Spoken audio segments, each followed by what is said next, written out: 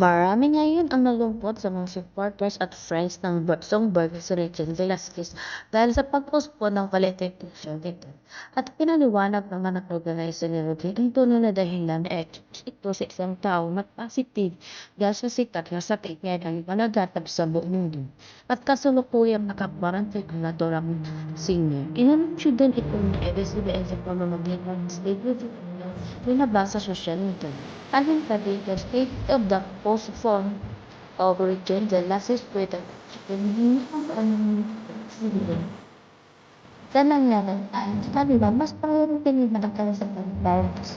Schedule daw nila ulit ang project. Sana daw intindihan, lalo kay Regine na kahit siya excited na rin sa pag-perform sa kanyang picture, ngunit nakakalungkot dahil postpone ang kanyang version. Samantalang humihingi din kasi siya ang asawa nitong si Ed Cassid at humihingi rin ng prayers na para sa asawa na sana tuluyan ang bumalik at nagpaabot din ng suporta ang kanyang mga kaibigan at trabaho.